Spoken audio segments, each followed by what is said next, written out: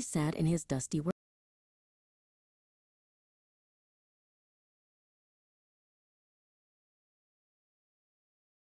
Tony and the Secret of the Tempo Clock.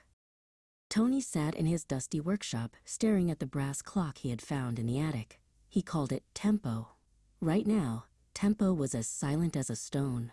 The gears weren't turning, and the pendulum was frozen stiff. Tony knew the secret. Tempo only moved when Tony was actually getting things done. The moment he started to daydream about comic books or space travel, the clock would hold its breath and stop. To test the clock's magic, Tony picked up a tray of mismatched screws. He began to sort them by size, dropping them into little glass jars with a satisfying clink. As soon as the third screw hit the glass, a soft tick echoed through the room.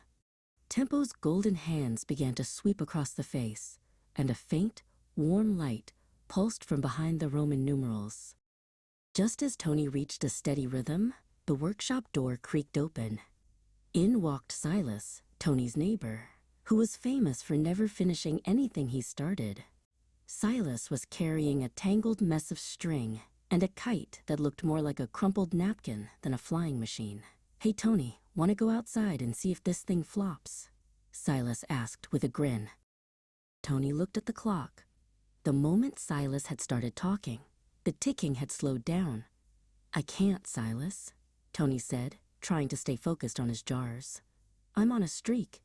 Look at Tempo." Silas leaned in, watching the clock. As Tony hesitated, the pendulum gave one last, weak wobble and stopped dead. The golden glow faded instantly into a dull gray. "Wait, did you just kill the clock by talking?" Silas asked, his eyes wide. Tony explained the rule. The clock was powered by the energy of doing. Silas didn't believe it at first, so Tony challenged him. "Help me build the great engine I've been planning. If we both work hard, maybe something amazing will happen. I think Tempo is hiding something inside its casing." Silas agreed, and they cleared the workbench. They unrolled the blueprints for a complex mechanical bird. It required precise movements, steady hands, and absolute focus. For the first few minutes, Silas kept dropping his pliers, and the clock remained silent. But then, Silas took a deep breath and began to carefully thread a wire through a tiny copper eyelet. Tick, tick, tick. The sound returned, louder and faster than before. As the two boys worked in perfect harmony, Tony assembling the wings and Silas connecting the gears, the clock didn't just glow, it began to hum. The sound was like a choir of tiny bees. Silas noticed that the faster they worked, the more the clock seemed to vibrate against the wood of the table. Suddenly, a sharp click sounded from the back of the clock. A small, hidden compartment, one Tony had never noticed before, popped open just an inch. Tony stopped working to look, and the clock immediately slowed its ticking. "Don't stop," Silas urged. "We have to keep going or it'll lock back up. I'll keep the gears moving. You see what's inside?"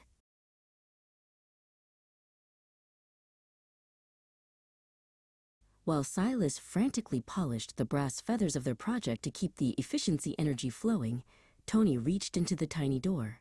His fingers brushed against something cold and metallic. He pulled it out slowly. It wasn't a gear or a spring. It was a small silver key with a head shaped like a soaring hawk. The moment he held it, the clock struck 13, a chime that sounded like a deep, resonant bell.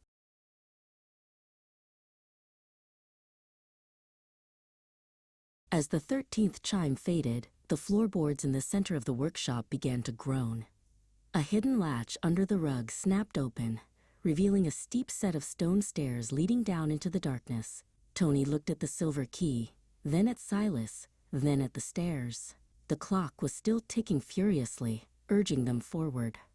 "I don't think this clock is just about being productive," Tony whispered. "I think it's a timer for a countdown.